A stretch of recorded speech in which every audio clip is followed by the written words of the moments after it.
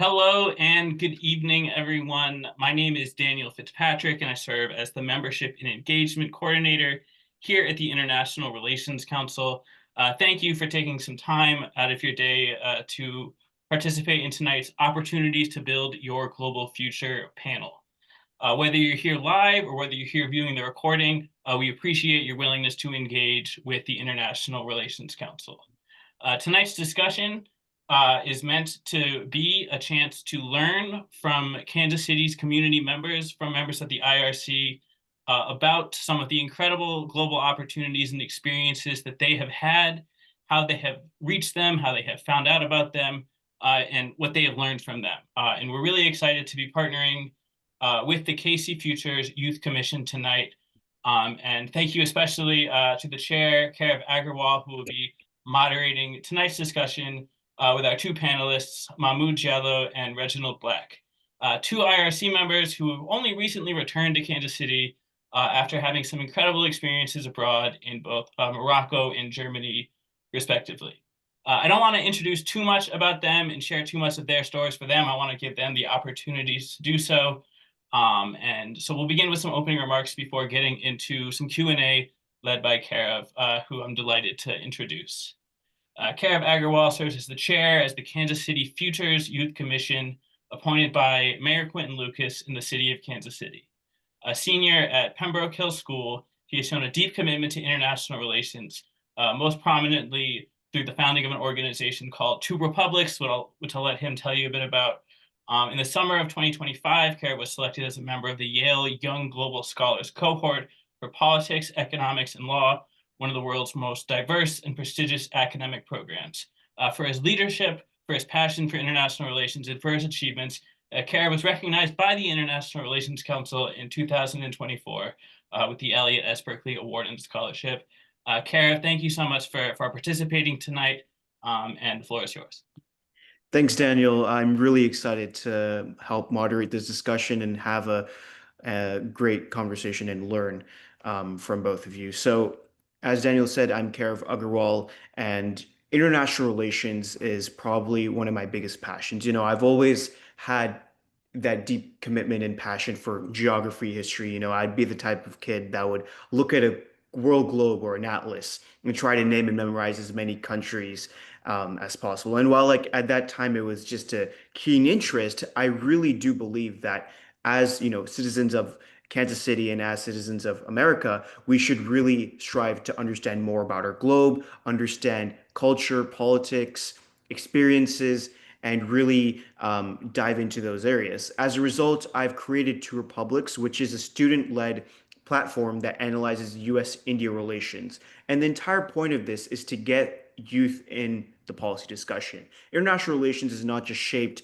by diplomats meeting in meetings or joint statements said by the Secretary of State and a bunch of foreign dignitaries. It's also shaped by people who work on the grassroots level and really focus on the specific policy areas. And as a result, I've been met with many think tanks, many leaders, and have had the opportunity to listen and share their experiences with the world on my platform, Two Republics. So I'm really grateful for the IRC for giving me this opportunity to interview Mahmoud and Reggie today, and I'm excited to learn more. So Mahmoud, I believe you have your introduction in your presentation.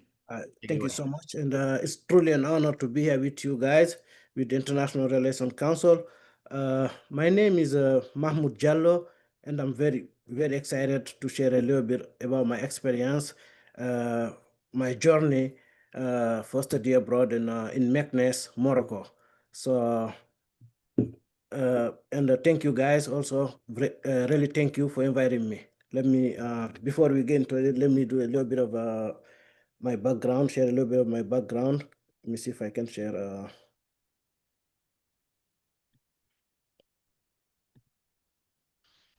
All right. So I'm originally from West Africa. Guinea is a very small country. It's a French colonized country in between Senegal, Ivory Coast, and Mali and Liberia. So my family moved to Chicago a long time ago, and I joined the military around 10 years ago in 2015.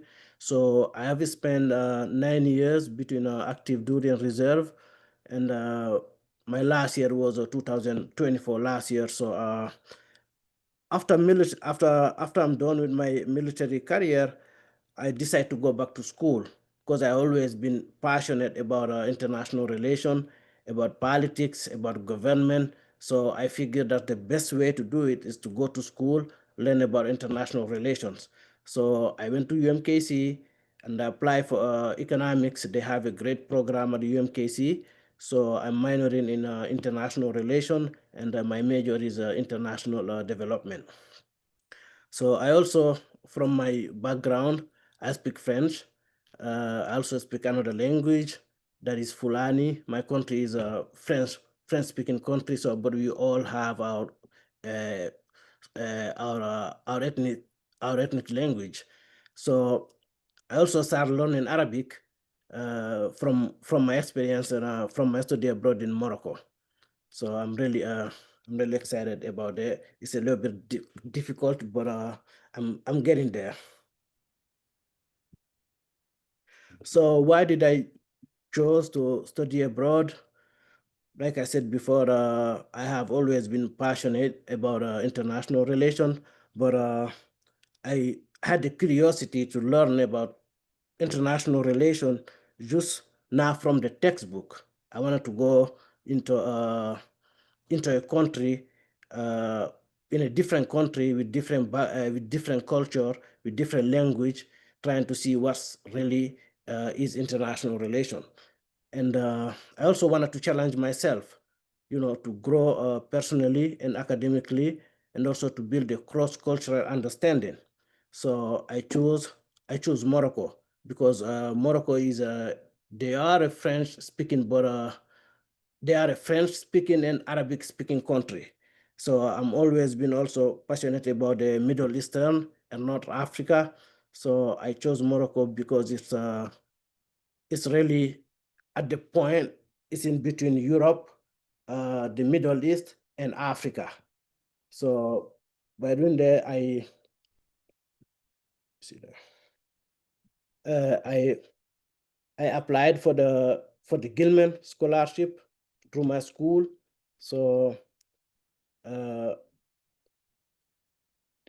process took maybe about a couple of months, but I was really happy to be a beneficiary of the scholarship, and the adventure began. So Morocco is a Meknes, in particular, where I was, is in the middle of is in the middle, not at the coast, but it's in the middle. It's a very historic imperial city, very welcoming and very vibrant. It's also rich and with a lot of cultural diversity. So we arrived in Casablanca. It took us like 2 days to do a little bit of visiting between Casablanca and Rabat. Then we went to Morocco and start school.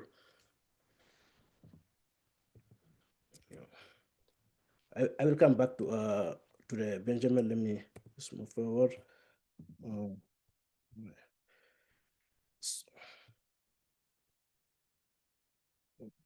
So I have here some pictures about our adventure in Morocco. Some they have very big site, beautiful site to visit, beautiful cities from Marrakesh, from Rabat, from Casablanca, and all of the small villages. It's very beautiful, and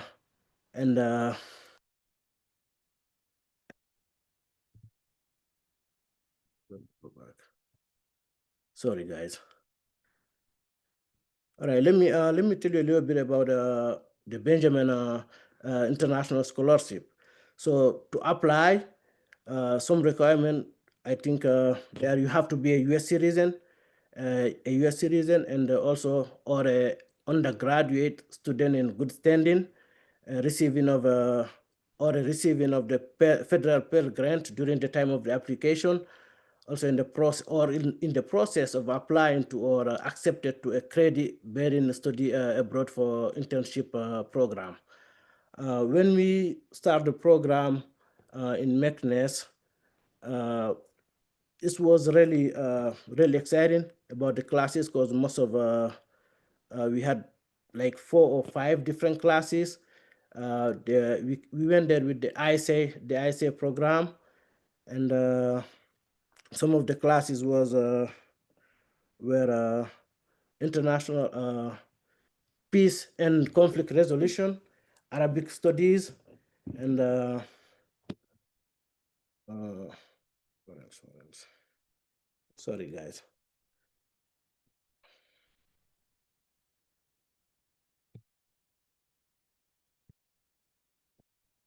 All right, so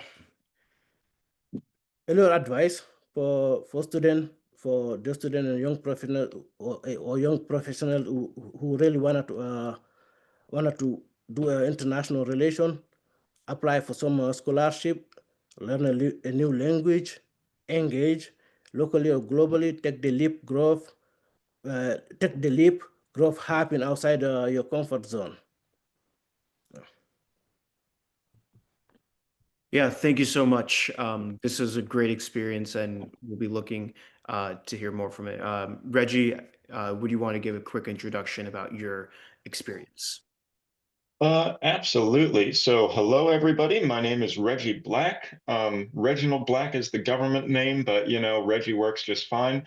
I have studied abroad twice, and then I most recently did an internship in Europe. So I'll go chronologically here, very briefly over the first two, and then if people have questions about those, I can answer them later. And then I'll go more in depth on the most recent one. So the first one, I was 18, and I was a foreign exchange student. So I did a second senior year of high school. I don't know if any of our attendees are currently in high school, but you can do an exchange year.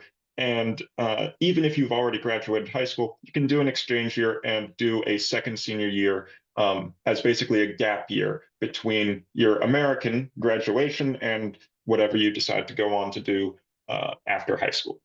I went to Austria during that through the Rotary Youth Exchange, and I spent, I believe, 7 or 8 months in the Alps, and it was really cool. I got to go to school every day, made a lot of friends there. I was much less stressed about the school because I already had a high school diploma back in the US. And so if my grades in Austria weren't great, that was okay. It didn't count for that much. It wasn't that important. It was much more of a cultural exchange.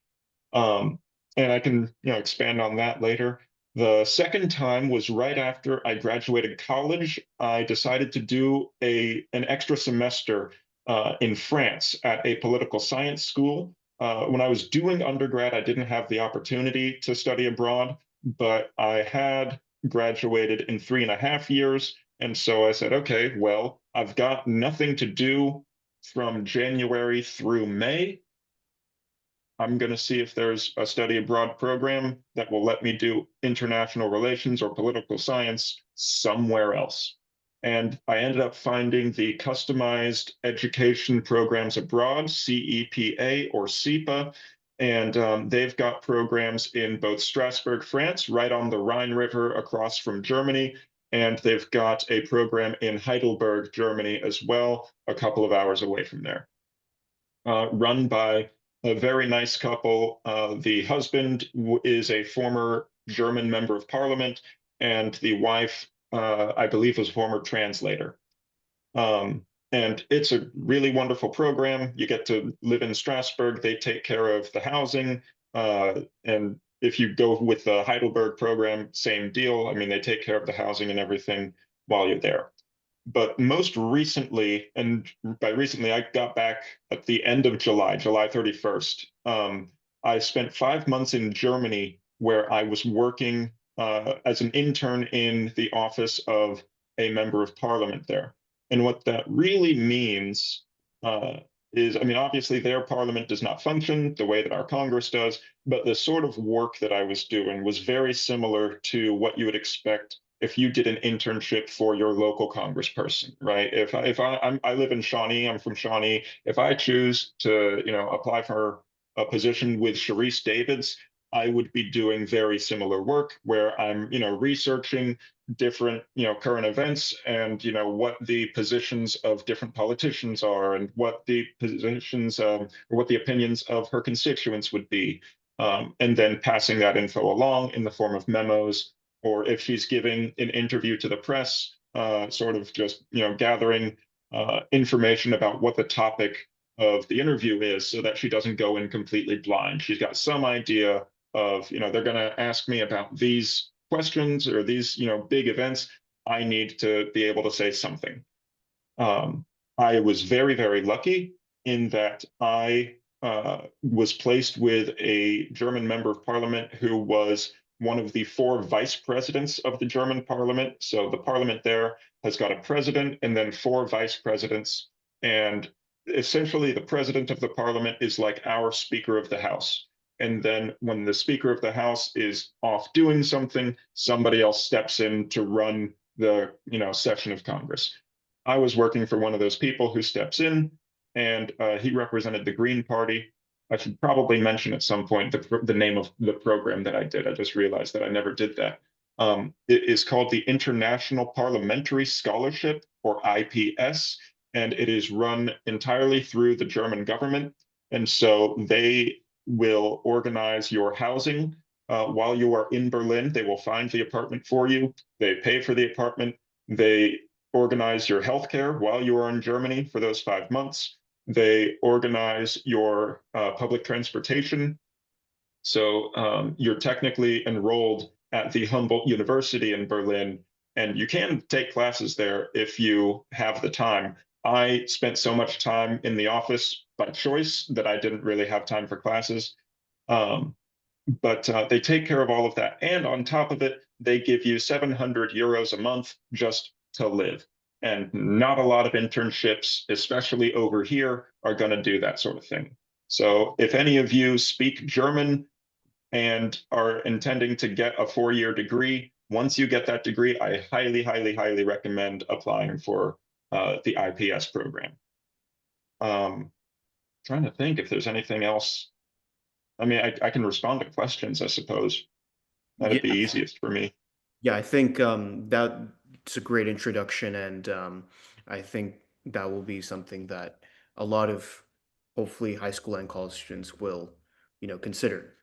So I'll just ask a bunch of just generic and specific questions to both of you about your various experiences and kind of how you see international relations, international careers kind of combined together, and just your thoughts on global politics as well. So Reggie, since you just finished, I'll just start with you. Kind of the first thing you said, you kind of said that working in as a member of parliament is similar to working in the Congress. That actually reminded, because I actually had the opportunity to work with Congressman Cleaver from Missouri District for a couple of days, and that was a great experience. So for many students who have that kind of inkling and wants to work in a foreign parliament, or even here in America, it might feel intimidating. What helps you build confidence and credibility in those types of environments? So I had zero confidence going in. I thought, number one, of all of the other interns, there were 91 of us total, and we all had to be accepted to the program, we all had to be proficient in German, of course. I went in thinking, I am going to be the worst German speaker out of all of the interns. I don't know enough about how the German parliament functions. I know a little bit, but I don't know nearly enough of, all of the major players in German politics. I got there, and no, almost everybody else was just like me. We all spoke German at about the same level, so all of that anxiety was gone. And when it came to the actual politics of stuff, there are different people who are interested in different things. And so obviously some of them, yeah, they did know a whole bunch about German politics, much more than I did. There were also others who knew or weren't terribly interested in some parts of German politics. I mean, working in the legislature, The German parliament has got 630 members. Nobody is going to know all of them and where all of them stand.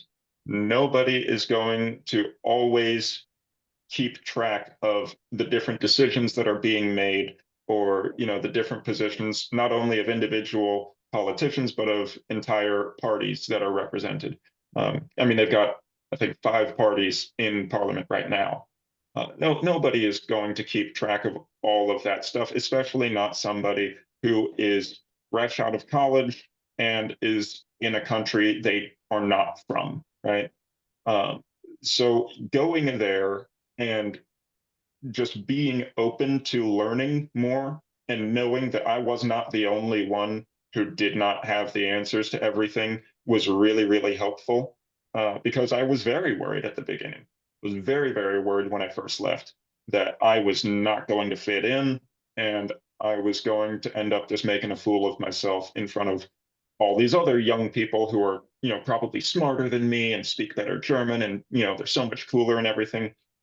No, we all got along perfectly fine and it all worked out perfectly well. Thank you. That's some really great advice. And I think confidence truly is the most important thing, even just in anything. And I feel like sometimes we tend to compare ourselves and say, I don't know enough, and kind of get those feelings of self-doubt and underconfidence. But I think Mhm. that you learned, you went in not really knowing what to expect, and then through your experience, you gained that confidence, and you realized that it was more about connecting and then learning rather than just having the most knowledge about a specific issue. Absolutely. And I mean, to just highlight the diversity of people that were in this program, I mean, I got my degree in history. There were people there who had spent all 4 years of their undergraduate programs in their respective countries studying German, studying international relations, political science, whatever. But we also had somebody who majored in chemistry. We had somebody who worked as a skin doctor. We had all sorts of people from various backgrounds that really, it's incredible that we were all brought together for a program like that, because with some of those interests, you wouldn't really see how they transfer over to politics until you're actually there. Yeah, that's great. Mahmoud, you have a very incredible story. As someone who has roots in Guinea, was in the U.S. Army, and now studies at UMKC and had experience in Morocco, how has this global journey, shaped your understanding of identity, belonging, and what it means to be an international citizen? It's really great, to be honest with you, and especially when we was in Morocco, it was a group of students with a different background coming from all different universities, and what was really interesting about it is we went there at the beginning of the President Trump administration. So every day there's a new policy. Every day there's something new going on. So before even we start the class, there's like 20-30 minute discussion about what's going on, what happened yesterday, what's going to happen, especially with the Middle East and the Gaza, Israel and Palestine situation. So it was really a great experience for me. It helped me understanding how the outside world view the United States, especially at that time where there was a lot of critics about the involvement of the U.S. With Israel about the Gaza situation, especially being in a Muslim country that supported the Palestine cause. So it was really a great experience to experience that view. That's great. How is your roots in Guinea have kind of shaped your experience here in America, and how do you see your culture playing a big role in the way that you look at, American life, culture, and politics in general? Well, it's a little bit it's a little bit complicated because when you're from a country like Guinea, uh, politics there is different, and the way you see the United States from where when you're there, because that's I spent like half of my life there.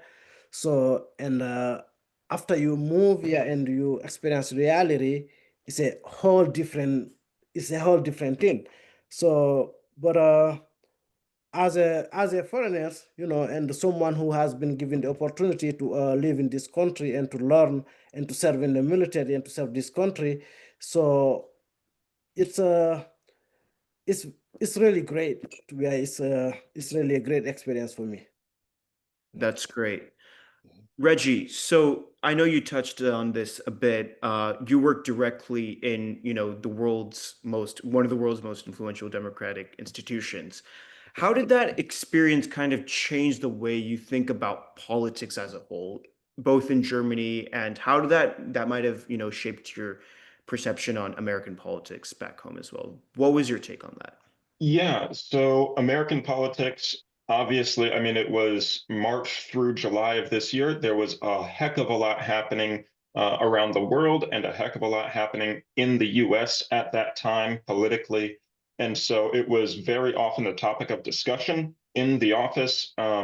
If my MP needed to know what was going on with the Israel-Palestine situation or the Israel-Iran situation or anything like that, the US played a major role in it. And so it was always, Reggie, I need you to check these sources and sort of find out, what's the US position on this? What is going on over there? What's the thought over there?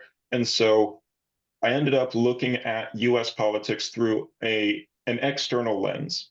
And what that did for me was it really allowed me to just step back from how I personally felt about everything that goes on in the US, and just look at it from, a geopolitical stance of somebody who is not directly tied to it. Because, when I'm writing a policy memo for an American congressperson, obviously that's going to play a bigger role. But when I'm writing up, a policy briefing for a German MP about American politics, I have to trim the fat away. There's going to be a lot of stuff that they are not terribly interested in hearing. They just need the bullet points. They need the quick points on, boom, boom, boom. What's this about? When it comes to looking at global politics, I saw a lot of tact.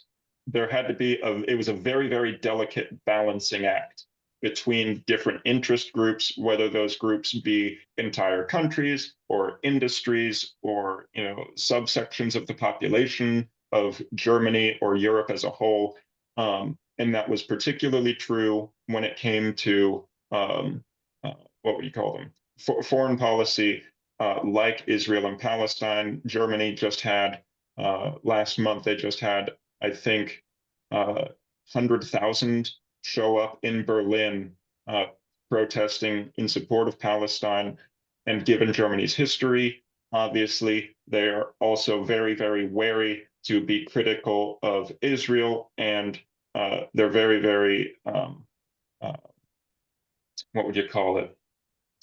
They prioritize the welfare of Jewish people, not just in Israel, but in Europe as well, where we've seen spikes of anti-Semitism. And so to sort of balance the attitudes and sort of address the concerns of all of these different groups involved, because Germany's got a very, very large Muslim population. And Europe as a whole has quite a few Jews as well. And right now, neither group is getting along particularly well, obviously in the Middle East itself, but they are not getting along in Europe either. And so it becomes a question of, okay, how do we stay true to European ideals like freedom of expression, freedom of opinion, all of these sorts of things, while also ensuring the safety and well-being of directly opposing groups in our own society. That's great. So you were working with the Green Party leader, and you said that he was the vice president, one of the vice presidents of the parliament as Yes. well. So that must have also exposed you to different perspectives on issues. How did those conversations kind of challenge the worldview that you had at that point, and how did it expand, or were there any times where you disagreed or agreed with kind of the consensus? How did that shape your World Review 5 months after the program? So I was very surprised. I didn't know a whole lot about the German Green Party's politics going in. I just knew some of their politics surrounding nuclear energy, and that was sort of the main thing that I knew about them. Once I was actually in the office and working with them, I found that I agreed with most of their policies anyway. And so it was a very, very smooth transition for me. I didn't really have any problems in the office regarding both the party as a whole, their policies, or the opinions of the MP that I worked for. However, he had to be very, very calculated in the way that he spoke because he was not like all of the other members of parliament, right? He is a vice president of the German parliament. So at times when he is, just sitting in his own chair in the parliament, yes, he's representing himself, he's representing the Green Party, he's representing the city of Frankfurt. But when it is his turn to lead the session of parliament, and they do this on a week on, week off basis, then obviously his opinions and the opinions that he expresses publicly are representative of the body as a whole. And so at those times, he has to be very, very deliberate in the way that he speaks and very, very careful about making sure he follows every single parliamentary procedure and rule and enforces all of those rules equally when he is leading the parliament. And so he did quite a few interviews while I was there. And in those interviews, same deal. He was not going into those interviews and them asking him stuff, oh, well, what does the Green Party think of this? It was always, you're a vice president. We're interviewing a vice president of the parliament today, not just we're interviewing a Green MP. And so he had to, even in the interviews, keep those standards very, very high. So that was one of the major things that I noticed is just how careful they have to speak.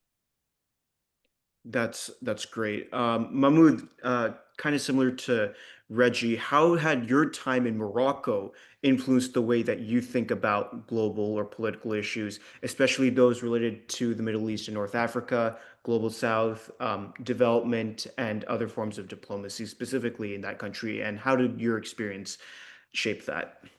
Well, it was a little bit difficult at first because, you go there with they see you as an American and you have to defend. Sometimes you have to defend American interests, and they always trying to, challenge you and of what's going on and how they view the United States. Sometimes they try to hide, the way they see the United States. They just trying to see, trying to convince you, that's what we're doing. For example, what we're doing in the Middle East is not fair to the to the Arab world or our implication in different worlds. So I had a lot of discussion,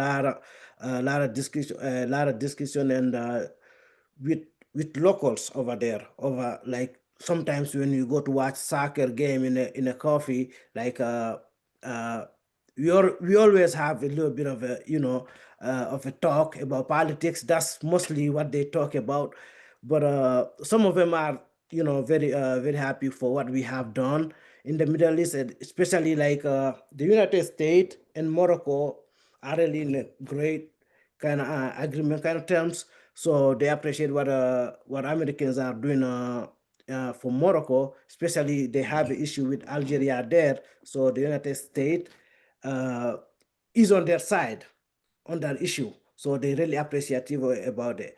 But also you understand that not everybody is in favor of the US around the world. So especially at the critical time with what was going on in the Israel and Palestine situation.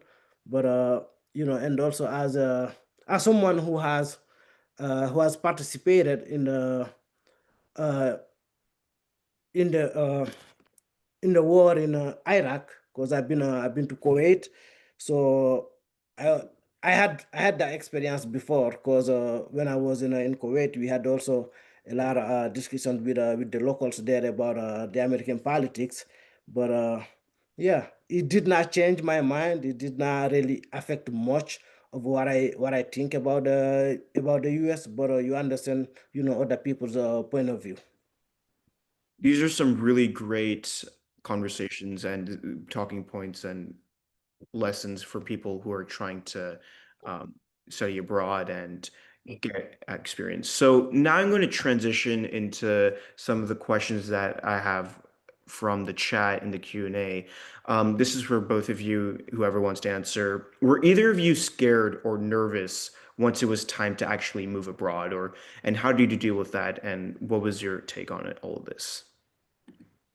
I can go first on that one. So yes, and then kind of, and then the third time it was much easier.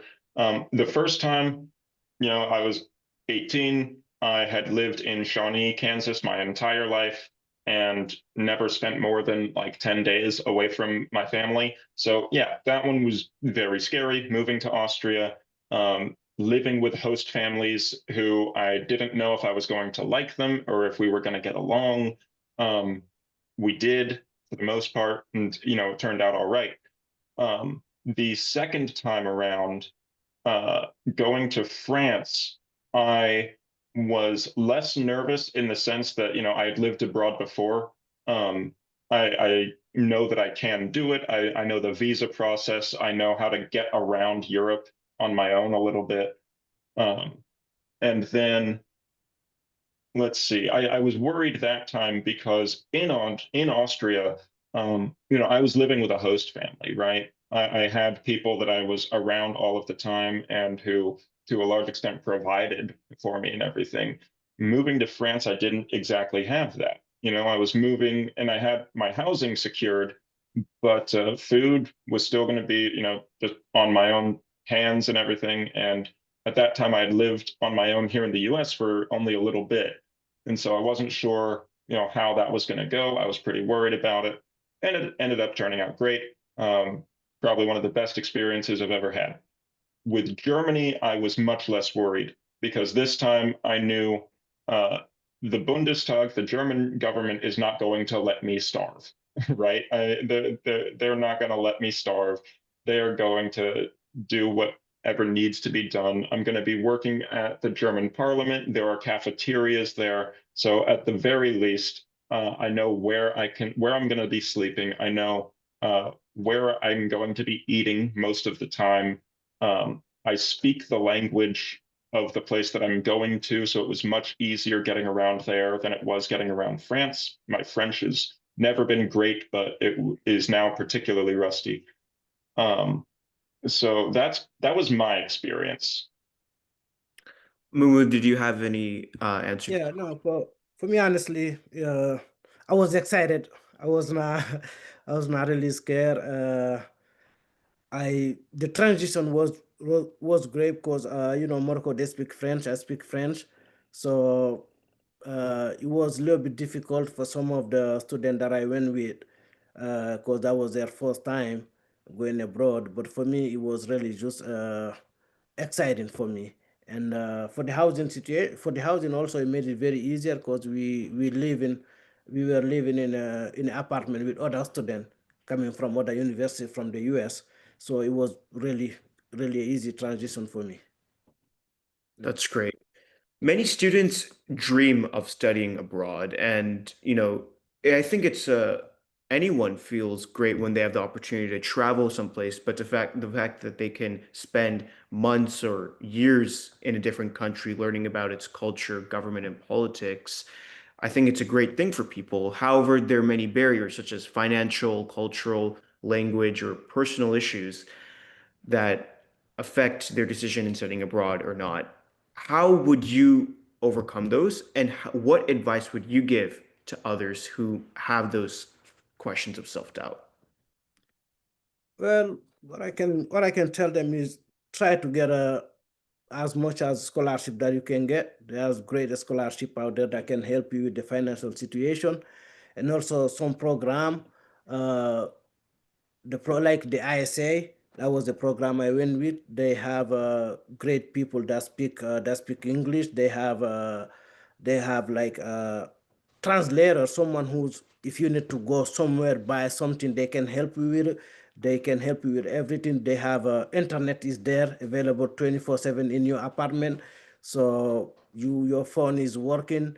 You can get access to your bank account and everything. So it is very easy. We in 2025, everything with globalization, everything is connected. So you're not gonna feel a lot, uh, abandoned somewhere. So yeah. That's great. Moving on to the more Q&A questions from the audience. So, okay, this is a great question. Are there any aspects of German or Moroccan politics, maybe you can answer this, that you wish were true in America, in the United States, or there were parts of Moroccan politics that you wish you saw here? Not really. They have a king in Morocco, and everything is controlled by the by the king, and his entourage. So there is not really much that I see in there that I wanted to be replicated in the United States. Yeah, But everything is working great for them. They love their king. So nothing to complain. I always try and ask them, hey, there is something you want to change. Do you really like that? But I don't know if it's by fear or by love, but they always say, hey, we love the king, we love his family, we just want him to stay there. that's great. Reggie, what would your answer to that question be? Yeah, I mean, there's always a lot of stuff that I would change. I'm a very particular person, but if I were just taking things that the Germans have going for them that are going really well, I certainly like the parliamentary system over the presidential one, although the presidential system that we've got here does have its advantages, namely that there's always a large opposition, no matter what. The German parliamentary system and most European parliamentary systems are a lot more diverse in the opinions that people have. And what it means is that to form a functioning government, people are going to have to make compromises just to get a majority support in the parliament itself and choose a chancellor. They're going to have over 50% support, which means they are going to have to start making deals with other parties. So even if I've got a party that wins 30% of the vote, that's not over 50%. I'm going to have to make deals with other parties until altogether we get that 50% or more. And that means that now, not only are the people who voted for me being represented, but the people who disagreed with me and voted for some of those other parties, a lot of them are going to be represented as well. It does, however, mean that things get done much more slowly because every single decision has to be litigated and relitigated and relitigated between all of the different parties that form that coalition. Every bill that gets passed into law, the different parties are going to make, their own little tweaks to it. They're going to make their own demands. And so that does get a little bit tiresome. However, I personally think that it's worth it. Yeah, progress is going to be slower going, but you're ensuring that the progress that does get made is more representative of what the people want. That would be probably the most major change that I would make. That's great. Yeah, that point reminded me, I'd done some research on the Indian parliamentary system, which is obviously very similar to how Germany and a bunch of other Commonwealth countries run their parliaments. And the fact that you have to, I like your point about making compromise. And there will be times where even though a ruling party might have 30% of the vote, they will have to find something to agree upon with other parties to form a coalition. And that kind of brings up the point of partnerships and bipartisanship and makes the idea that just one party can't just have all of the say and the other party is just completely silenced. So it brings a multitude and variety of perspectives in this area as well. Can you talk about, this is again an open-ended question for both of you. Can you talk about how career prospects in international relations vary across the private sector, nonprofit, higher education, federal, and other realms? That's a really good question, and I wish that I had a really good answer. Um, but I mean, as far as my experiences and my continuing experiences, I'm applying for a bunch of different grad schools for international relations programs here, both here in the US, a few schools in Europe. Um, there are opportunities out there. The issue is for a lot of people getting their foot in the door is what I've run across the most. Is like you talked about earlier, a lot of people struggle with the confidence aspect. They don't think that they can do it. I didn't think that I could do it. And because as far as I'm concerned, I am a regular, Midwestern guy from Shawnee. I went to public schools all my life. I went to a local community, or not community college. I went to a local college. And yet there I am working in the German parliament. I come back here, I'm a substitute teacher, and I work at an after-school care program. But people like me, people like all of us in this Zoom call right now, absolutely do have the know-how to do these things. If you give yourself the confidence, then there are going to be opportunities.